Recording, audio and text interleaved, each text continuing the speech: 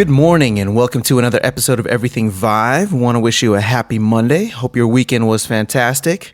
I'm here with Ronnie. Well, my name is Zane. I'm here with Ronnie. Ronnie, how was your weekend, man? It was good. It was really nice, kind of relaxing. So ready to get back to work, I guess. Same here. I was actually in St. Louis over the weekend for a wedding, so Very, very cool. Yep. Well, we got another episode of VR and Vive news today. Last week we had a couple cool things happen. Some good news from HTC, especially. Well, let's dive into the first one. It's HTC releases their sales numbers, and since the launch in April, it looks like they've had about 140,000 units sold. And I know we talked briefly about this yesterday, Ronnie, and that number surprised you, didn't it? Yeah, no, that number did surprise me, actually. I mean, I thought it was going to come in probably closer to around 200,000 by this point. I think I had heard numbers of around 400,000 for both Oculus and HTC units combined, the high-end units. So yeah, 140 was a little low, but I guess it's not that far off. I'd be curious to see what Oculus's numbers were for the Rift, and what the numbers would be likewise for the Gear VR. Well, they've been pretty adamant about not releasing those numbers, so I don't know if we'll get them anytime soon. Yeah, no, I'm not sure, but yeah, 140, not as high as I would have hoped, but at the same time, there is a high bar of entry. You have to have a strong PC in addition to buying the Vive. So at least right now, without more killer apps coming down the pipeline, I could see why it's stagnated a little bit, but yeah, like we talked about last week, it's good to see that they're developing some strategic partnerships, like with HP, to kind of lower that barrier to entry, where they're getting VR ready computers and starting those partnerships so that people can just kind of jump in. But I wonder how much that'll actually help to jumpstart the growth. Like you said, it's still a high number. When you compare the $1,500 there with $800 for the PlayStation VR, and then all of the extra things that PlayStation VR can do, I think that especially with the holidays coming up, that's probably going to be the bigger seller. Well, we always knew that PlayStation VR was going to be the bigger unit. But I just wonder how much, these partnerships that they have are going to really help. Sure. No, and I'm curious too. I haven't done a ton of research on this topic, like as far as what I'm about to say, but I wonder how much of that was also kind of in the plan of HTC and Valve, as far as, there's not really a large retail presence. It's not like they tried to sell HTC Vive units at physical retail stores, as far as I know. So everything is pretty much word of mouth and online sales. There's not really a whole lot of marketing or anything like that besides, all of the online stuff. So, to some extent, I wonder how much they expected to sell, and really if this is that far off from what they would have expected. But yeah, well, actually, speaking of that, something that we're going to get into a little bit later is your experience with Oculus Touch at a local Best Buy. Now, yeah. I'm wondering why HTC or Valve wouldn't get into that. Because, just like when you first showed me the HTC or the Vive, I was just like, how have I not heard anything about this yet? So I don't know if it was their marketing plan that just kind of fell flat, or if that was part of the plan, or the original plan, just to get it out there and have word of mouth be the main marketing tool. I know. I received some like little notices in the mail at one point saying that they were selling units of the Vive, or they had Vive units at Micro Center.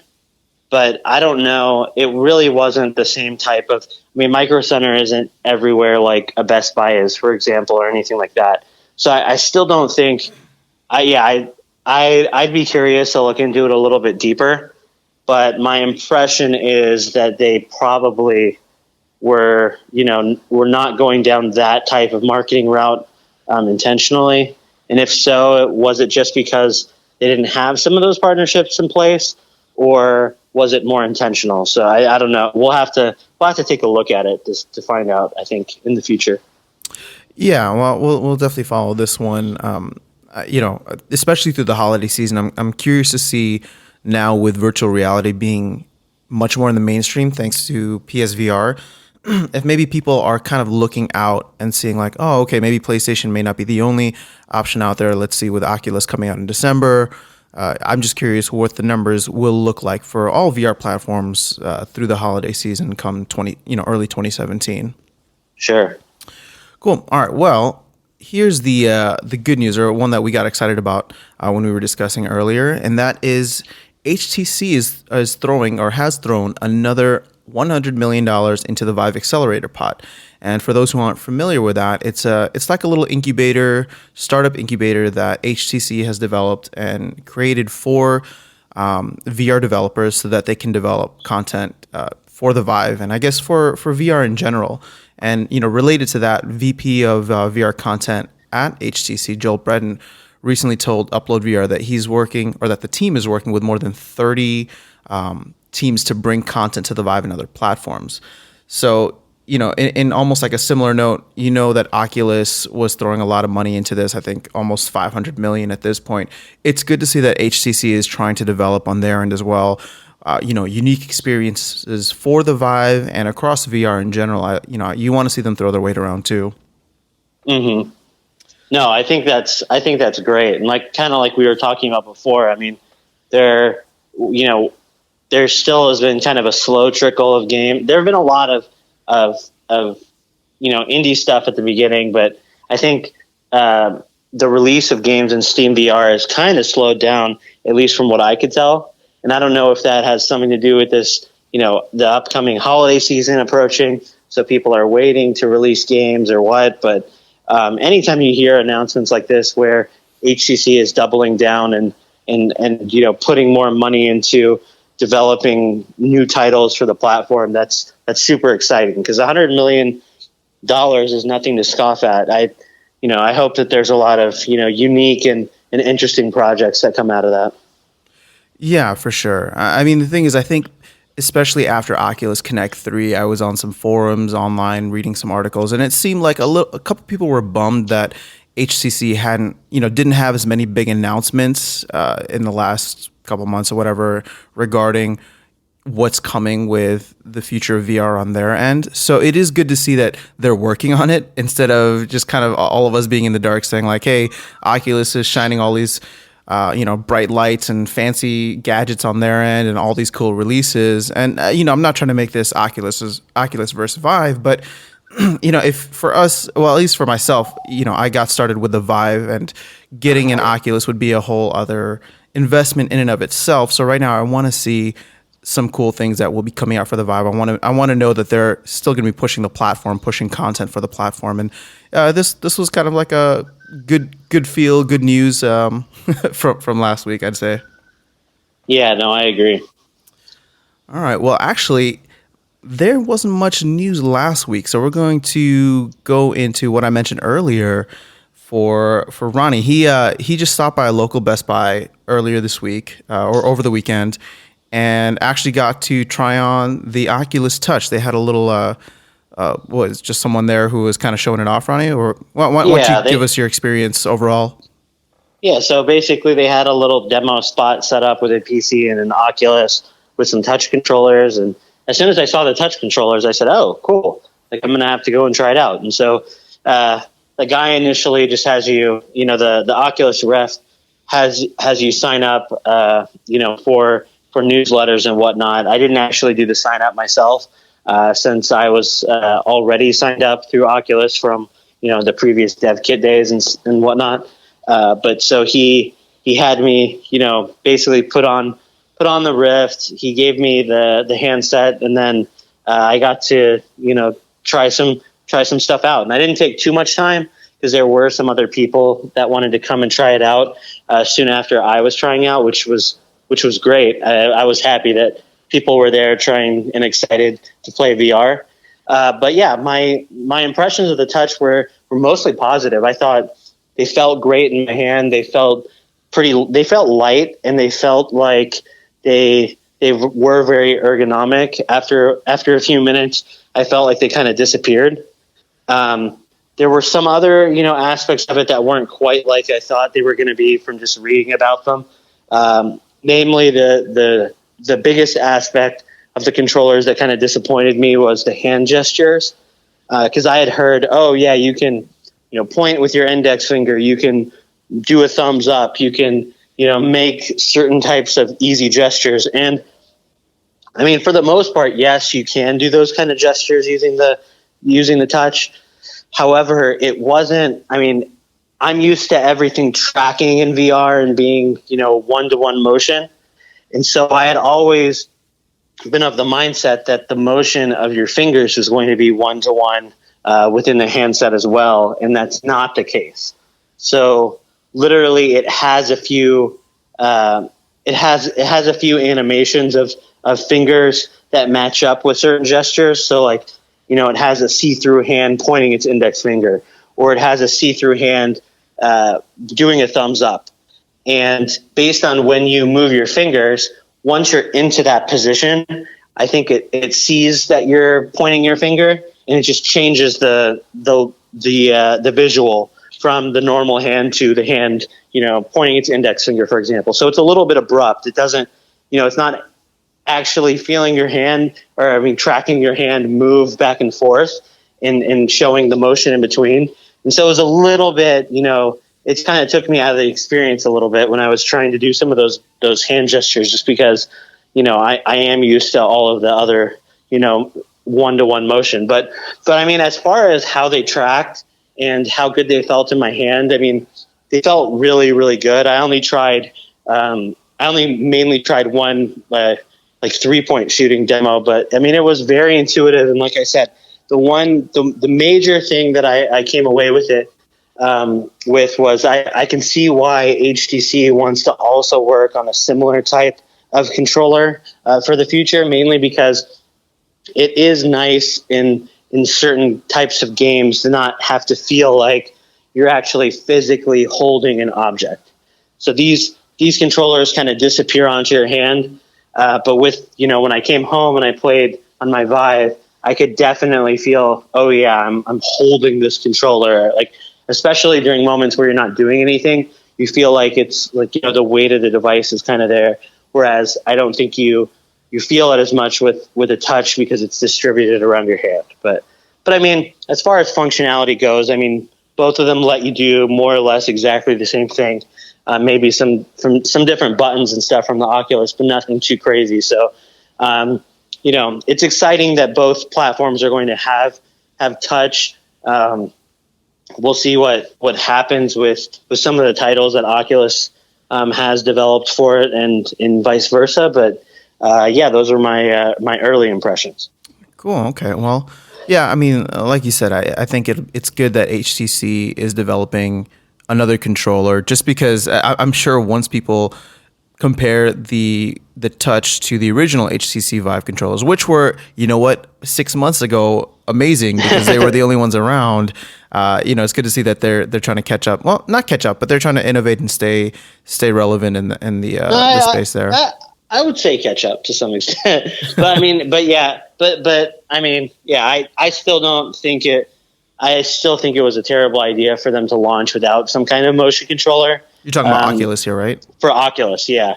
And really, I think that gave HTC a huge leg up for up until now, actually. But it's good. It's good, and perhaps not as different from the Vive ones as I thought it would be, but still very, very good. Well, going back to just the news earlier today in terms of, HTC working on things, they were a little sneaky when they first came out with the Vive and, all its full functionality. I feel like they kind of they swept the rug from underneath all of the other VR platforms, specifically Oculus at the time. So I guess if they're not releasing too much information, maybe I shouldn't be too upset or down about that. I'll just wait until they come out with the next game changer, right? No, exactly. And I mean, Valve makes great software, and we still don't know what they're working on. I mean, Literally, there's no one that I'd rather play a VR game from than Valve. I mean, the lab was amazing, and those were just little short demos just showing off what the hardware could do. It wasn't a whole lot of, it wasn't a full-blown effort, right? So I can only imagine what Valve will be working on. We know that they have a lot of people at Valve dedicated to making software right now for virtual reality. So yeah, I'm sure behind the scenes there's a lot of really, really amazing stuff that's they're just waiting to announce to people. So yeah, well, we'll keep our ears to the ground and hope to catch some of that news when it comes out. I did want to ask real quick though, when the game that you were playing, the 3-point contest for the Oculus Touch, was that room scale or was that? No, and that was kind of weird. I mean, granted, I was at a Best Buy kiosk, so I wasn't able to really move around all that much. I kind of wonder if they would have had a third sensor up, if it would have worked. Oh, that was going to be my question. Did you notice how many sensors they had and where were they placed? No, I didn't. And actually, that's something that if I get a chance to go back soon, I kind of want to see how they had them set up. But I'm 99.9% sure that they didn't have a third sensor set up just because like the location that the kiosk was on a corner didn't really have any room to put like a third sensor up on the opposing side. So my guess is that they just had both of them kind of, on each side of the kiosk, just facing the user. But I'll have to check it out. But I mean, regardless, yeah, that was kind of an unnerving feeling. I didn't really want to move that much, and I definitely knew I couldn't just walk around. But at the same time, I mean, given the limited amount of motion that was there in the demo that I was playing, it also worked fine. So I mean, it wasn't. I didn't feel, you didn't feel like you could actually move around or anything like that. But with the touch controllers, you still did feel like you were part of the experience. So.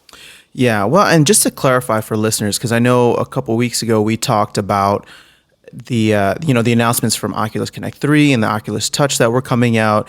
So it looks like in order to get room scale, you will have to purchase that third sensor for an additional $80, which ultimately puts it at about, I guess, $78 or $80 more than the Vive is at its current state.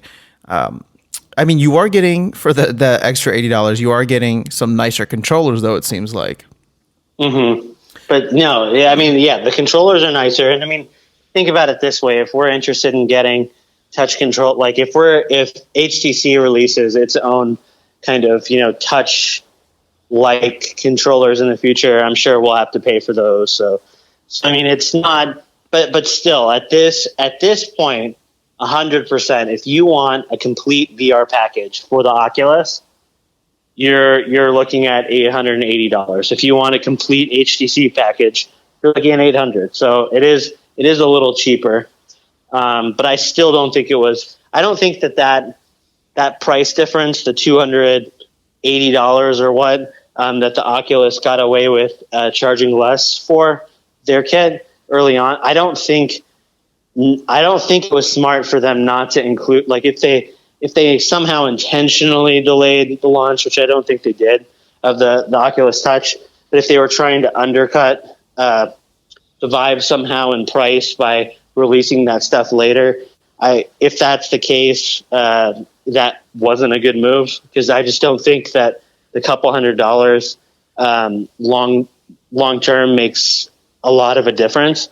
I mean, I think if you're ready to put down $600 for a VR system, you're also ready to put down $800 if that means you're going to get the motion controllers. But I mean, there's no indication that was ever intentional anyways. And then related to that too, I think we talked about earlier how it was weird that they offered room scale for an additional amount. Like if they had just said $300 flat for the controllers and for the third sensor or second and third sensor to get room scale, I think people would have been, well, I don't know, maybe people would have been a little upset about the fact that it was that much more than the Vive. But it felt weird that they were selling it in almost like a tiered system rather than just here's the full complete package you guys can get. First you get the headset, 6 months later or 8 months later you get the controllers, and then if you want room scale, which is something that another platform has been doing since we both launched in April, you got to spend another extra $80 just to get that same functionality. Which maybe from the outside looking in, I'm not a Rift owner, so I can't really speak to what the mindset is there, but it seemed weird for me. Like if Vive was selling everything separately or had been in a similar situation, I just would have felt like, oh, why don't they just put it all together? Like, I'd rather just pay one check and not think about it than continue to have to buy different accessories just to get higher and higher experiences. Well, who knows too? Maybe it's their way of making it seem like less of a mistake not to include that stuff the first time. Like maybe it's them doubling down on, we don't think room scale is all that necessary. If there's users out there that really want it, then go ahead. You can get your extra sensor. But otherwise, we're still going to stand by our original statements that room scale is not necessary. And, but we think touch is. So here you go. Like you can buy them separately. I don't know if that's part of how they might try to spin things a little bit. I have no idea, but yeah, I mean, another strategy that I was talking about with a friend is maybe it was something similar to how Apple operates. And so, with their iPhones, there's so much technology out there that Samsung, LG, or HTC even on their phones use that Apple hasn't implemented. Like for the longest time, they didn't have multitasking. For the longest time, they didn't have this or that you could get on other phones. And it was, the idea behind it was that Apple likes to keep their products simple, and they only want to add a feature when it makes sense and when it makes, how do I put it? When they can really refine it so that the end experience for the user is completely blows them away, and that their system can handle it. And, that makes sense to me. Like, you want to have, nobody complains about Apple products not running well. Like they're smooth machines. They're very limited, but they're very smooth machines, and they very much get you from point A to point B and get all the things that you want done. And I think that's why they've become so popular. And so if Oculus was trying to wait on room scale, saying that maybe it's not there yet, maybe let's focus on the initial experiences first, with just having a headset, with just having, being able to move around. I would be able to understand and buy that argument if the Vive wasn't so darn good at what it was doing, If the room scale technology on the Vive was very shaky, then I would be like, okay, they're just waiting until the tech can really get behind it. But I mean, you try the Vive and you're just like, wait, I love the fact that I can walk around. I love the fact that I can interact with the environment, and we're just using teleportation now, but you can explore such vast areas while feeling like you're fully immersed in the game and not just like in a car or something. Yeah, no, I totally agree. No, and that's a really good point. I mean, part of it might have been trying to make sure that their strategy was simple going into the main launch. So cool. Well, we'll just have to continue to see where things go from here. But I think that's all I got. Anything else on your end, Ronnie? No, I think I'm good. Cool. Well, we will have some more very exciting stuff for you guys this week. Like we've been teasing, we do have some interviews with developers lined up that we'll be getting to this week, and we are so excited to share those with you. So please stay tuned, and we will talk to you guys again very, very soon. Have a great Monday and a great rest of your week. We'll talk again later.